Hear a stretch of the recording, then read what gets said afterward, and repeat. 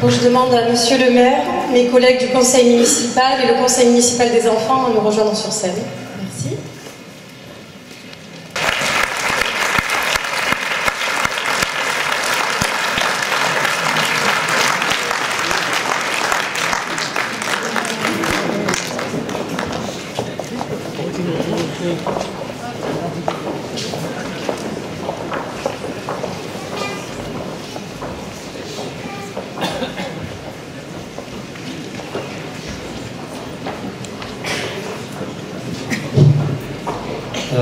Monsieur Aliagas, il est où? Il a une place devant.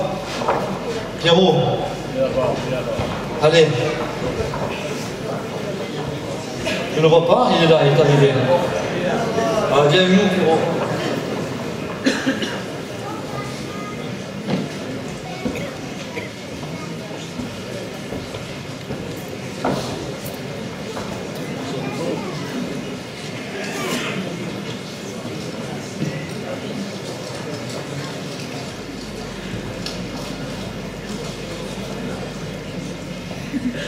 Mesdames, Mesdemoiselles, Messieurs, amis Bagnoulins et Bagnoulenques, pour partager ce moment, je tiens à remercier les personnalités qui nous ont honorés de leur présence.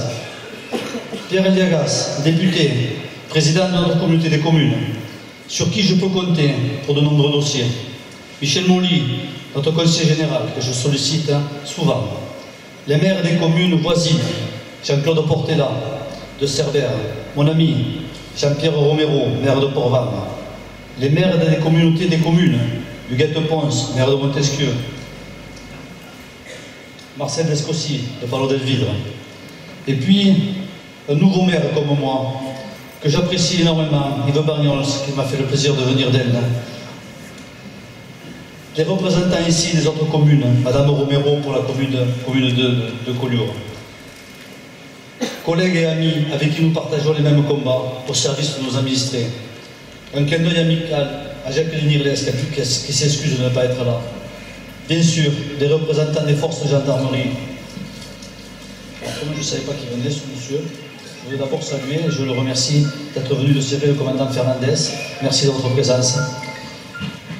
Le lieutenant Delannoy, avec qui nous avons tissé un véritable partenariat. Je salue aussi monsieur le curé, que nous apprécions tant dans notre commune. Je remercie l'ensemble du conseil municipal pour le travail énorme que nous avons accompli ces 10 derniers mois. Particulièrement mon équipe, pour sa participation et sa motivation. Je dois dire que je suis très fier d'eux. Je ne peux terminer ces remerciements sans y associer l'ensemble des services municipaux. Les pompiers, qui toute l'année portent secours et assistent. Seuls, on ne peut rien faire. Je salue avec plaisir les représentants des corps constitués, des associations d'anciens combattants qui sont parmi nous et participent avec toute force à nos commémorations si importantes pour le devoir de mémoire. Je suis heureux de la présence des associations qui comptent tant pour nous, associations sportives, culturelles, caritatives. Vous savez, toute l'importance et l'attachement qui sont les nôtres et celui de la population. Vous êtes les acteurs majeurs de la vie locale. J'aurai un mot d'encouragement pour les représentants des forces vives économiques, le laboratoire Arago, qui va se développer et que nous allons accompagner le plus possible. Un très bel investissement qui va valoriser notre ville. Au centre de santé, les zones de retraite, où nous avons quelques solutions à proposer. Aux caves coopératives, aux vignerons, que nous soutiendrons, que nous n'abandonnerons pas dans cette période où, en plus de la crise, ils sont impactés par la nature. Aux artisans et commerçants, dont une commune ne peut se passer et dont nous avons bien besoin par les temps qui courent. Ayons une pensée pour ceux qui nous ont quittés.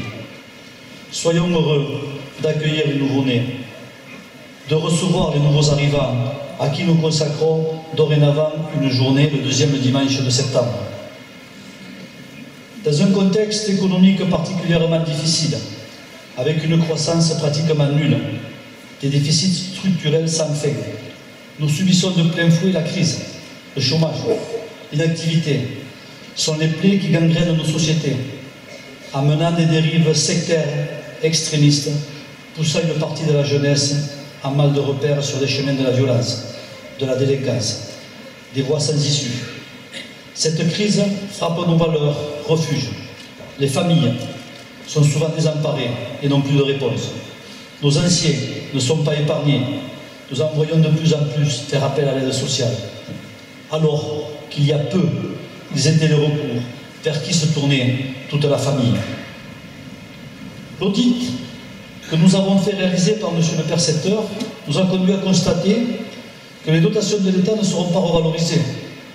Pire, elles seront baissées d'environ 5% par an, et ceci sans précision de durée. La commune, après des efforts importants et à mon goût, trop rapides de désendettement, n'a pas fait les investissements nécessaires pour dynamiser l'emploi. N'a fait que peu de travaux sur les routes et trottoirs, entretien pourtant indispensable.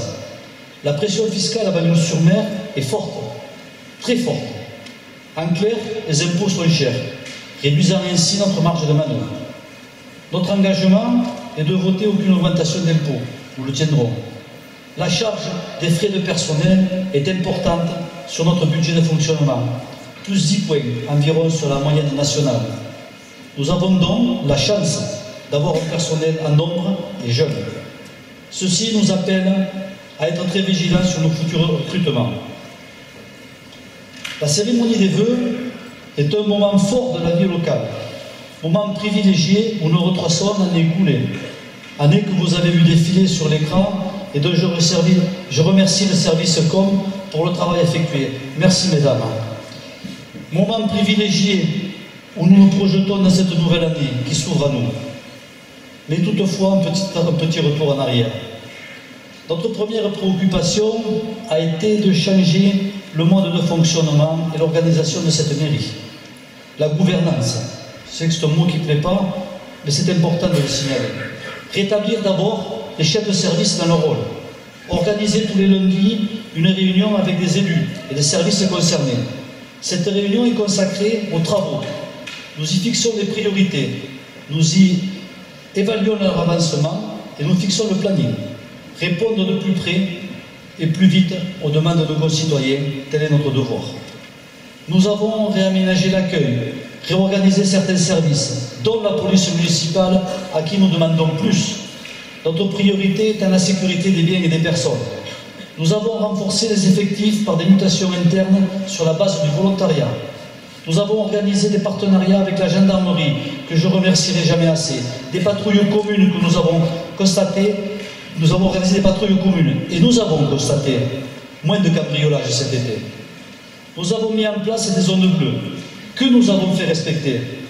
Elles ont connu un vif succès et répondu à une demande d'organisation du stationnement et d'accès au commerce. Nous avons voulu ainsi aussi plus d'ordre et de propreté dans nos rues. Là aussi, j'ai été entendu. Et je pense que nous pouvons faire encore mieux. Nous avons enterré certains conteneurs poubelles, réorganisé la collecte dans le centre-ville pour les commerçants, leurs cartons, les emballages. Là aussi, nous devons progresser pour le confort de tous. Une ville propre, c'est tellement mieux. Nous avons voulu faire fonctionner les commissions municipales, les ouvrir sur la base du volontariat aux plus motivés qui apportent une valeur ajoutée, de manière à avoir une réflexion ouverte et une analyse plus performante. Notre principale ambition est de remettre les habitants de Bagnols au centre de la vie locale, qu'ils soient plus spectateurs, mais acteurs de leur vie. D'abord, en les associant au travers de larges consultations, avant, pendant et après les travaux, dans leur quartier, la rue des Orangers, la rue Amiral Villarel, la rue Jean Ferré. Les associer en créant des commissions extra-municipales pour que les grands projets qui impactent notre commune, ils soient discutés. Qui l'avait fait avant nous?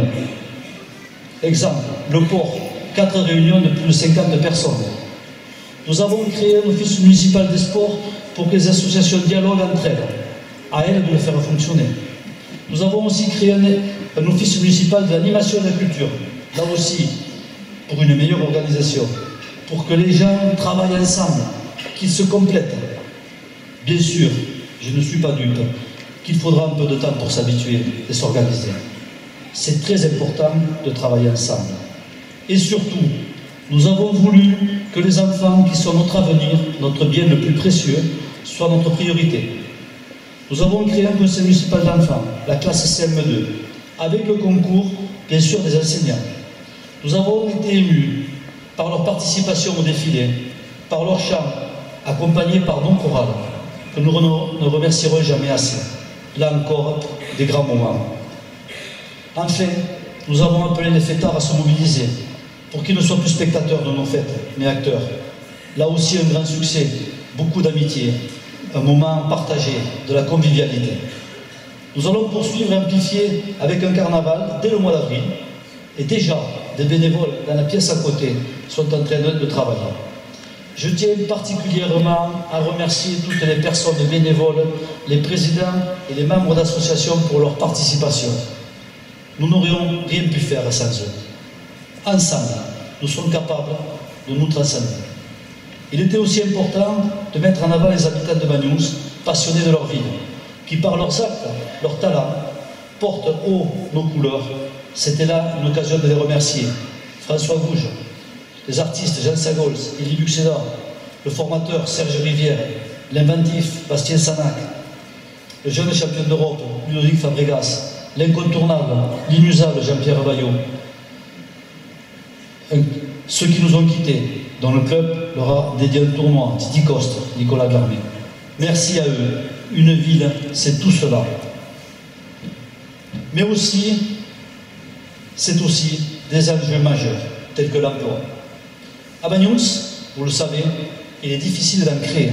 Alors quand ils sont menacés, notre devoir est de se battre pour les conserver, ces emplois si précieux. C'est un impératif indispensable. Ce serait une faute impardonnable de ne pas le faire. Lorsque nous sommes arrivés, le 5 avril dernier, la situation des établissements SAT était catastrophique. Délocalisation, suppression d'emplois sur la côte, fermeture du centre héliomarin. Je le réaffirme ici haut et fort, nous sommes bien sûr contre la délocalisation des deux établissements de santé. Cela est clair. D'abord, parce que les soins y sont de bonne qualité. Le personnel formé et compétent est super motivé. Les sites sont exceptionnels. La guérison des malades est souvent liée à l'environnement, au bien-être. Les familles et les patients préfèrent de loin la vue sur la mer que la vue sur des murs tristes d'un cimetière qu'on leur propose à Perpignan. Malheureusement, la politique de santé ne se décide pas à Banyuls, mais à Paris. Et cela se fait sans les élus locaux. L'ARS, Agence régionale de santé, a dû créer, et je dis a dû créer, 2 groupes de travail sous la pression de Pierre Aliagas. Le premier pour le centre pour Farverselli, auquel a participé le maire de Cerbère, Jean-Claude Portela. Un deuxième pour le centre héliomarin, auquel j'ai participé. À Banyuls, c'est simple, tout devait partir. La cardio et la rééducation à l'hôpital de Perpignan, les lits de masse, maison d'accueil spécialisée à Cerbère. De plus, nous avions dans notre commune la maison de retraite Paul Retsch, qui n'était plus aux normes, et cela depuis longtemps, 10, 15 ans, avec 2, 3 patients par chambre.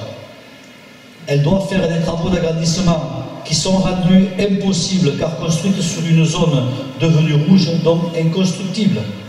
Faute de solution rapide, cela entraînera une fermeture partielle ou définitive de cet établissement. Je le rappelle, 87 patients, 70 salariés. Nous avions rencontré les syndicats et les personnels, très inquiets, avec qui nous travaillons et dialoguons. Ils nous ont d'ailleurs aidés dans cette négociation, transmis des documents qui nous ont servi par la suite. Je me suis donc présenté à la première réunion accompagné de Jean-Michel Gascou, M. Poursouvir et Dolores Pavon. Nous savions que l'ARS avait un rapport accablant contre le CHM, qui disait bien sûr ce qu'ils voulaient entendre et ce qui les arrangeait, soit que toute construction était impossible sur le site. Nous avons démonté point par point ce rapport honteux et prouvé que les 3,50 hectares étaient constructibles, soit bien plus que besoin. Jean-Michel Gascou a expliqué que l'adaptation des bâtiments correspondait parfaitement aux pathologies et à la rationalisation des services. Nous avons proposé alors que soient transférées les 2 maisons de retraite Vincent Azéma, trop petites pour résister aux coûts, et Paul Retsch, impossible à réhabiliter. Nous avons proposé cela en échange, que les 58 lits de masse restent sur le site du centre, qui ne soient donc pas délocalisés pour préserver l'emploi à Banyuls-sur-Mer. Nous avons également demandé, en plus, que soient créés 10 AVNI supplémentaires pour compenser les départs des lits de rééducation. Les discussions, vous pouvez l'imaginer, ont été engagées, rudes, viriles, comme on dit. Mais elles furent positives. Je tiens à dire ici, et je tiens à le dire du fond du cœur, que Pierre Aliagas nous a tout le temps accompagnés. Il a été l'organisateur de ces réunions, il a pesé de tout son poids de député, ici et à Paris. Il nous a aidés à obtenir gain de cause, et nous devons le remercier. Merci Pierre.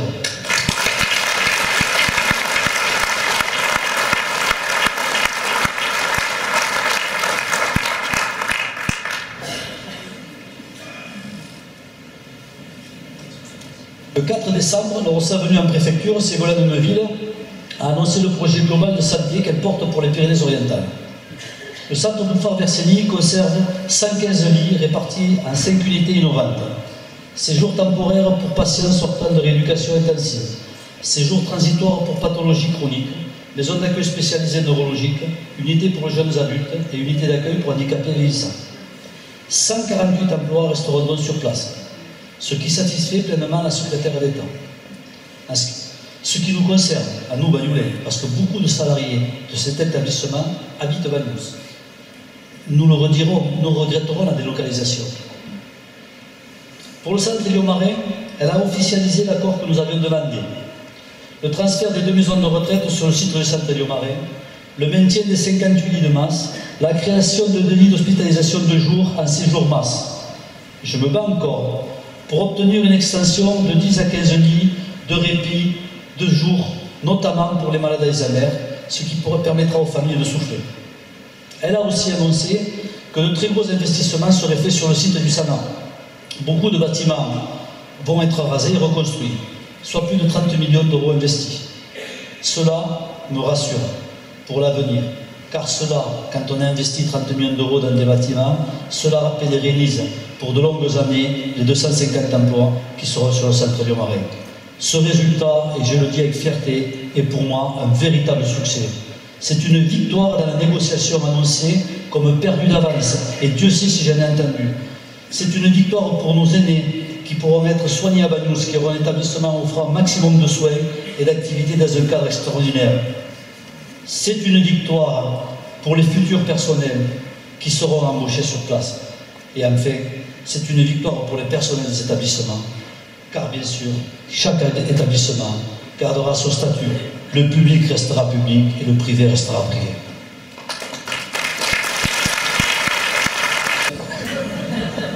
Les investissements, nous allons en connaître cette année. D'abord, laboratoire à gauche, j'en ai parlé, va construire un immense aquarium neuf, attirant plus de 100 000 visiteurs. Il va continuer à se moderniser. Et cela, pour nous, Bagnoulins, c'est un plus.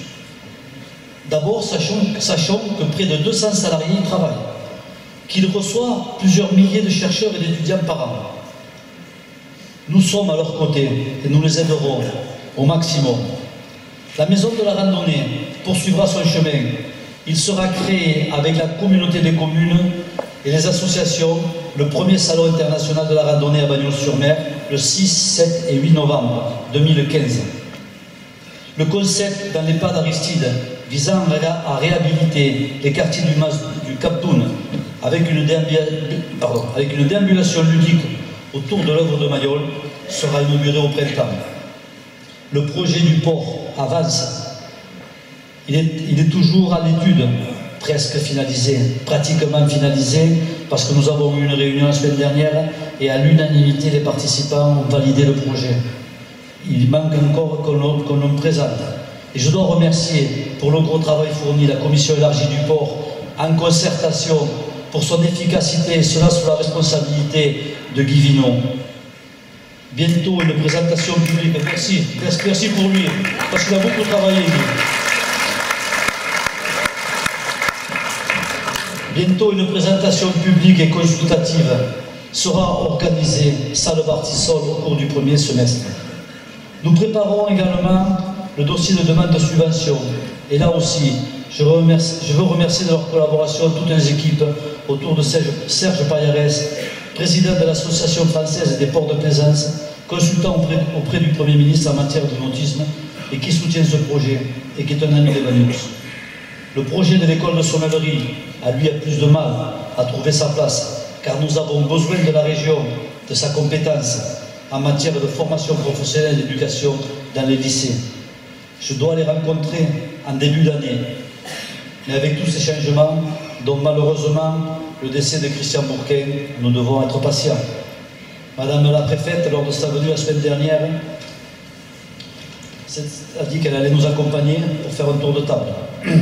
Plus modestement, mais aussi important, la bibliothèque sera inaugurée en ce début d'année.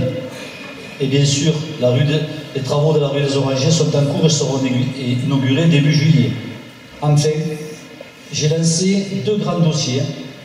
Le premier est la demande d'inscription au patrimoine mondial de l'UNESCO de la vallée de la Baïorie, qui est déjà classée pour ses paysages viticoles sans en avoir la notoriété. Ce dossier, je le confie à Clémentine Aire, qui sera chargée de mettre en place un comité de pilotage. Et c'est ensemble qu'il faut qu'on le fasse.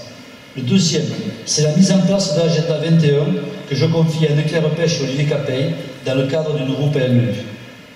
Voici un programme pour l'année à venir qui aurait pu être tracé tranquillement, pas trop quand même, mais dans le travail. Et voilà, vous le savez, tous les événements dramatiques de la nuit du 29 au 30 novembre vont impacter notre fonctionnement, notre budget, notre vie. Banyuls a été ravagé, inondé, meurtri par un épisode d'une tempête et d'une rare violence.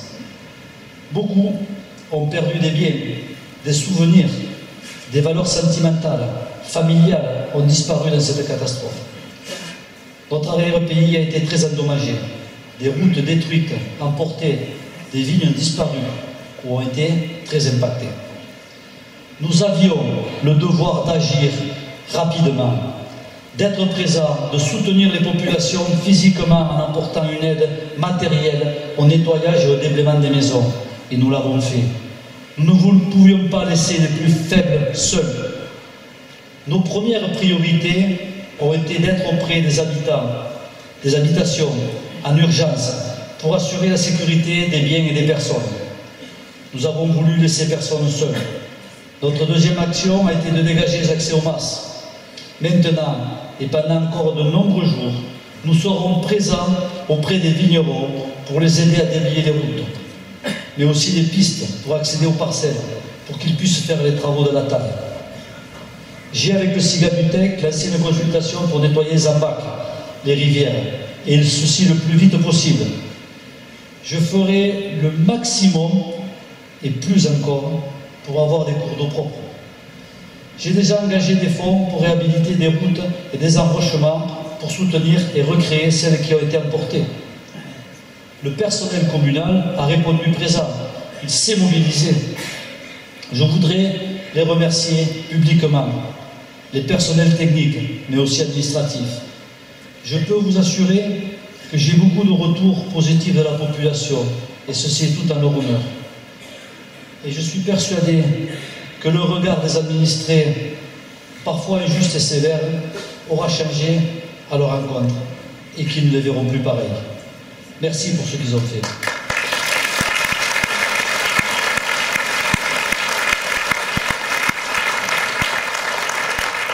Durant cet épisode, la solidarité a été forte, très forte. La population est généreuse. Beaucoup ont recueilli un voisin, participé, aidé. C'est cela le village. C'est ce village qu'on aime, dont on est fier. Cela nous rend meilleurs. Le plan de prévention des risques, le plan de sauvegarde communale a été activé et a bien fonctionné. Quelques améliorations y seront apportées lors d'un débriefing.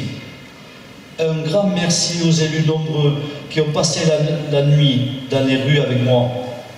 Je ne peux oublier les services de l'État qui n'ont cessé de nous alerter, d'être présents, de nous envoyer des secours, notamment les pompiers de l'Hérault et de Bages qui ont fait un travail admirable, qu'ils en soient remerciés.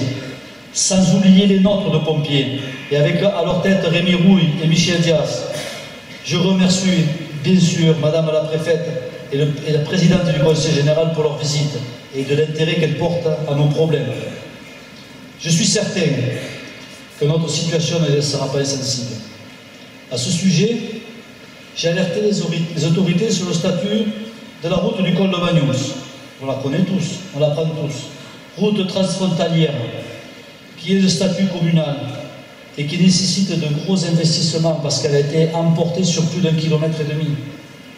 Ces investissements doivent-ils être à la charge en totalité des 4800 habitants de Banyuls-sur-Mer, alors que cette route a un intérêt départemental, cantonal et plus, de nombreux Espagnols l'empruntent, de nombreux touristes également. Évidemment que nous avons déposé des dossiers. La commune est classée en catastrophe naturelle et je sais que nous pouvons compter sur la solidarité nationale. J'ai d'ailleurs eu un entretien téléphonique, à ma grande surprise et avec beaucoup de plaisir, avec Marie-Lise Lebranchu, ministre des collectivités, à qui j'ai envoyé un dossier d'ailleurs. Tiens, monsieur le député. Pour information, la totalité des travaux que nous avons pu chiffrer en ce qui concerne les routes, chemins, passages à gué, barrages bouchés, arbres à travers de la rivière, s'élève à 1 million d'euros. Grâce à Madame la Préfète, notre commune a rejoint le périmètre des territoires à risque important d'inondation, s'inscrivant ainsi dans une stratégie locale de gestion de ces risques, ce qui va nous permettre d'abonder à des subventions pour les futurs aménagements. Tout ce qui ne tue pas nous fait grandir. Nous en ressortirons plus forts, croyez-moi. La responsabilité qui est la nôtre est importante. Être maire de la ville qui m'a vu naître, où sont enterrés mes parents, où vivent mes enfants et mes petits-enfants, c'est certainement une des plus belles tâches que j'ai eu à accomplir. J'y consacre tout mon temps, toute mon énergie. Je suis un homme modéré, avec de fortes convictions. Je suis capable d'ailleurs de réviser mes positions dans le dialogue. Je fais ce mandat avec cœur, passion, sans rien avoir à regretter. Je le fais avec ma personnalité, sans jamais renier mes valeurs. J'ai souhaité que ce mandat soit serein et apolitique, bien en dehors des clivages politiciens. Je souhaite une ville apaisée, où les habitants se côtoient, se parlent, sont capables de construire de grands projets, de se battre pour des grandes causes, de défendre des nobles idées. Banyuls, ville où j'ai toujours vécu, la plus belle à mes yeux, ville à qui je dois tant et à qui je veux tant donner. Cette ville, vous le savez, elle est rebelle par son histoire, elle est émouvante par sa beauté, elle est énervante par ses humeurs, elle est exigeante car elle se mérite. Pour y vivre, il faut de l'endurance, le courage du vigneron pêcheur dont l'ancêtre était contrebandier. Il faut aimer le sud, le vrai, celui de la Méditerranée, de la Catalogne, aimer le sens de la découverte, car, amis, nouvel arrivant, cette ville, elle ne se livre que petit à petit, et elle nous étonne encore. En tout cas, elle est pleine de ressources, et elle n'a pas dit son dernier mot. J'ai plein d'espoir pour cette ville et pour notre avenir. Les portes de l'avenir sont ouvertes à ceux qui savent les pousser. Le monde bouge, avance, vite, trop vite. Nous sommes dans un univers de concurrence et de communication. Il est impératif de préparer notre avenir et d'être présent, savoir mettre en avant nos atouts, les paysages, les vins, la mer, Mayol. Il faut surtout les faire connaître. C'est pourquoi nous avons changé notre communication. Je m'arrête un petit instant parce qu'on va vous passer juste un petit film pas très long de quelques secondes.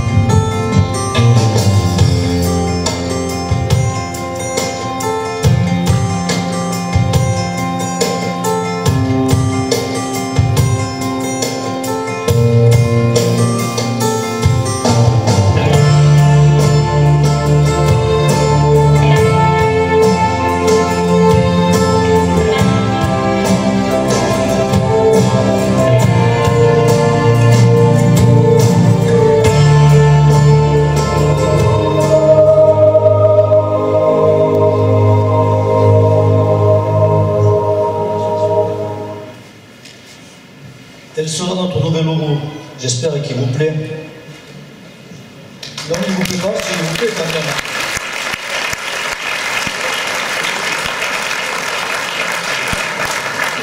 Nous avons repensé, remodelé, non pas un site figé, qui va s'adapter à nos besoins, à nos événements, pour une communication moderne.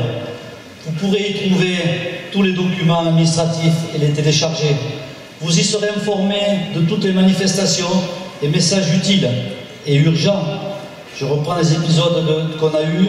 On pourra avoir une communication en ligne au fur et à mesure des intempéries, pouvoir prévenir la population pour que les gens soient au fait de l'actualité. Nous avons également voulu dynamiser notre logo, notre signature, être identifiable d'un simple coup d'œil. La barque catalane, la montagne, la mer, nos identités. Une signature, Banyuls, la lumineuse, la lumière, la vie, le sud, l'esprit. J'aime qu'on parle de cette ville comme si on parlait d'une femme, et quand on dit qu'une femme est lumineuse, qu'est-ce qu'on y voit à travers? On y voit dans ses yeux tellement de belles choses, on a tellement envie de la conquérir, qu'on a envie de venir à Banyuls, et c'est ce qu'il faut faire.